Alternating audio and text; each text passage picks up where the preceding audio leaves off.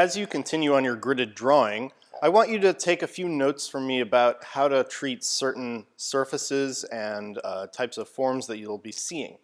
I've gone ahead and added a few more squares to my Esperanza Spalding. As you can see, I kind of let this hand just sort of stop there.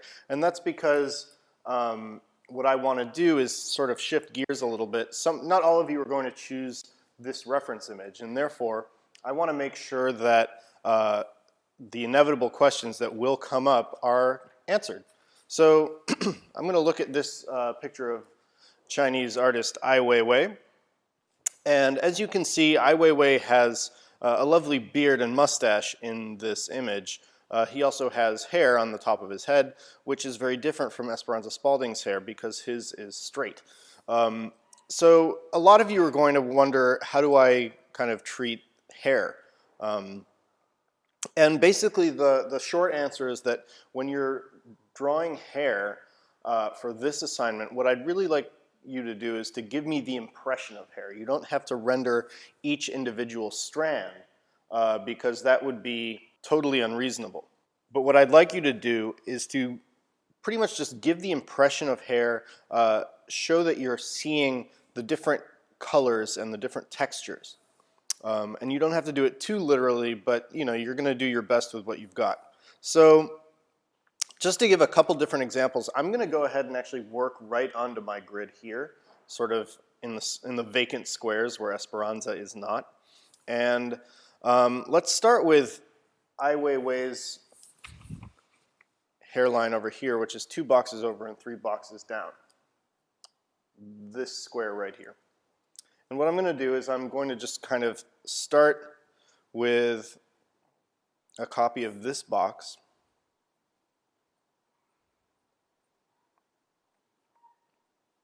And I can see that it kind of comes over and down a little bit, but for the most part it's not doing a whole lot. And this all goes straight up to the edge of this line. And it's quite dark, but what I'm letting my pencil do is to kind of mimic the direction of those hairs, hoping that in some places one of those gaps is going to catch the little gray hairs that he has poking out. And if you were a dissident artist who got kicked out of your country, you might grow some gray hairs also.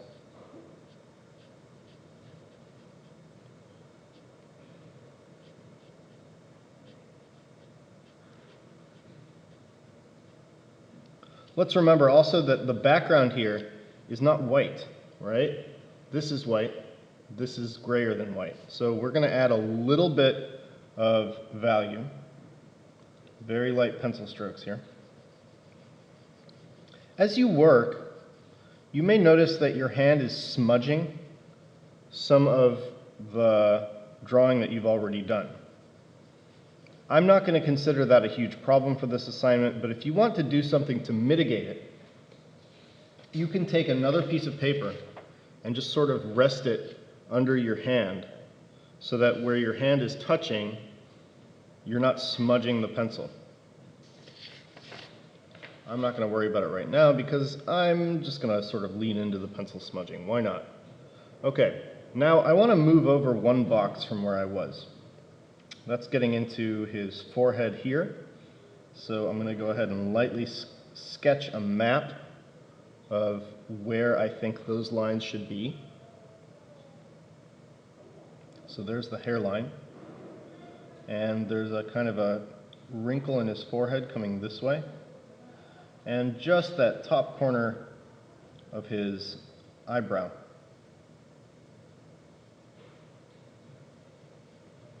And we're going to go ahead and work on the hair.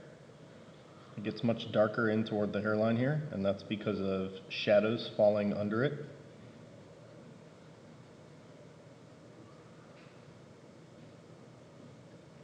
And then we're going to go ahead and shade. I'm noticing that this is slightly darker than this. So I'm going to remember how much pressure I used there, and I'm going to increase it slightly as I draw. I'm also noticing that there's a little highlight under that wrinkle,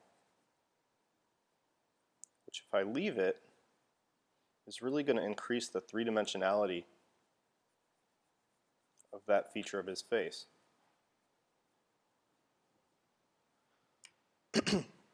I see a little bit of a highlight above the eyebrow here. So I'm just going to take my pencil and I'm going to lightly, sorry, not my pencil, my eraser, and I'm going to lightly kind of clean that up a little bit. Because you never know, that might be important. So again, I haven't rendered every single eyebrow hair, but I've given an impression that they exist. And that's what I'd like you to do. And you're going to try and do it accurately. All hair is different, and it shouldn't all be treated the same way. So now I'm seeing eyebrow hairs that kind of go in this direction as I head down into this part of his face. He's got a little wrinkle right there, and now his eye meets slightly above the halfway point here, and it goes approximately halfway through the square and a little bit below the midpoint vertically.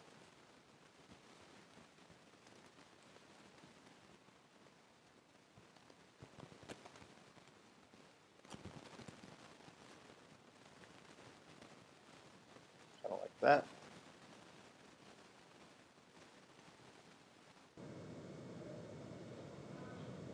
And I'm going to go ahead and fill in that value of the skin again. Lighter here than here, I'm noticing.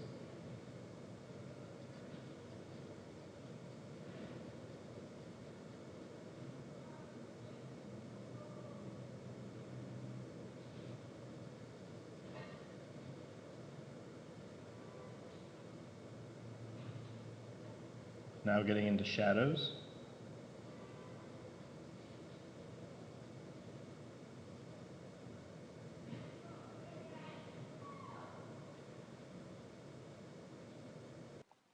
Really leaning on the darkness as I get into that eye.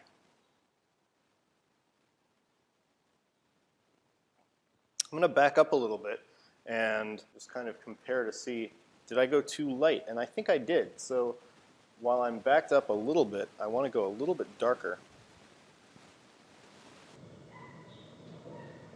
Especially in shadows like this right here and right here.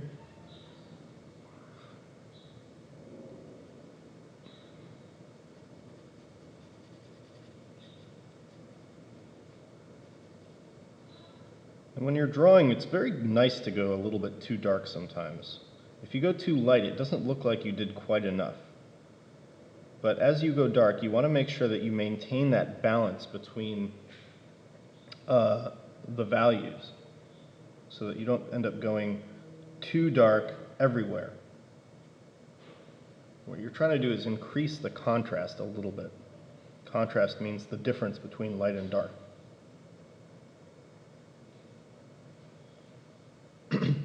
So there's I's eye.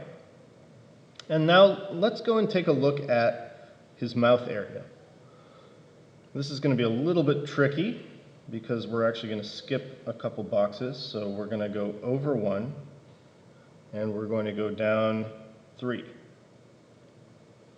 Fantastic. And let's concentrate on this square right here. I want to start by finding the lines that I'm seeing in the square.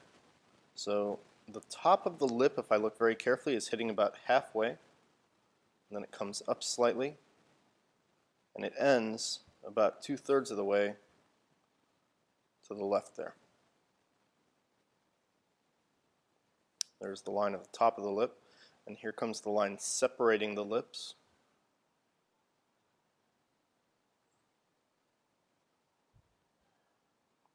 Now, the bottom lip doesn't really have a line around it, and that's because it sort of blends into the shadow underneath his lips.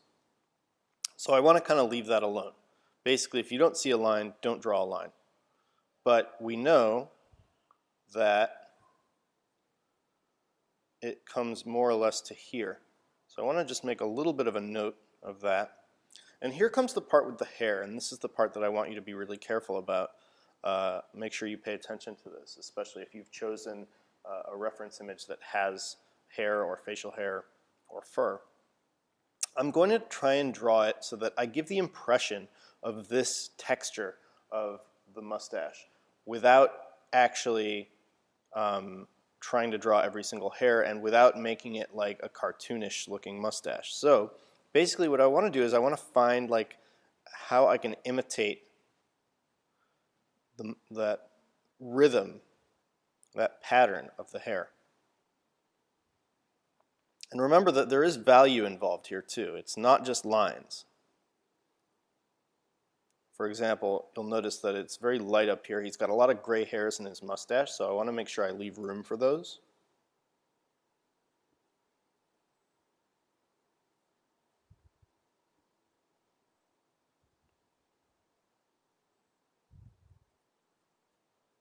And I'm also seeing where the hairline actually stops, and I'm going to leave that alone as well.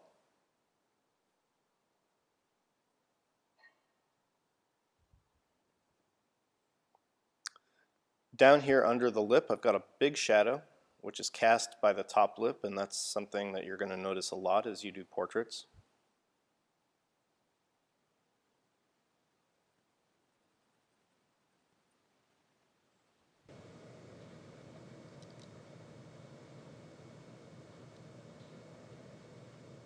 So I'm finding the darkest shadows and I'm doing those first.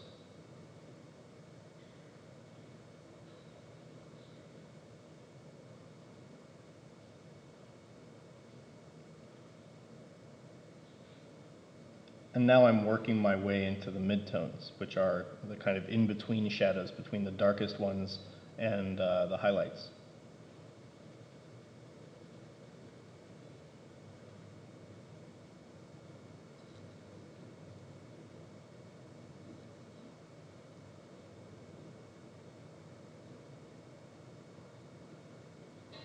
And I'm constantly looking back and forth at the reference square and the square that I'm drawing to make sure that what I'm doing closely resembles what I'm seeing. I'm never letting myself just kind of get lost in my own drawing, because then I lose the sense of what I'm actually trying to do.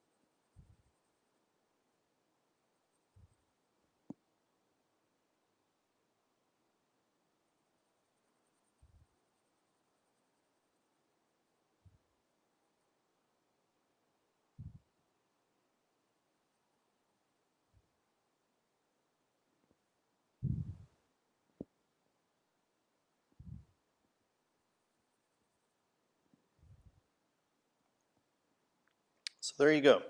Got a nice Ai Weiwei upper lip there and corner of the mouth, and I can compare them and see that I've duplicated the form fairly well, and the values are getting pretty close. I could add a little bit more here, I think. Got some shadows coming in off the nose. I could fill in a little bit of the hair, making sure I leave enough to give the impression that there are gray hairs in the mustache.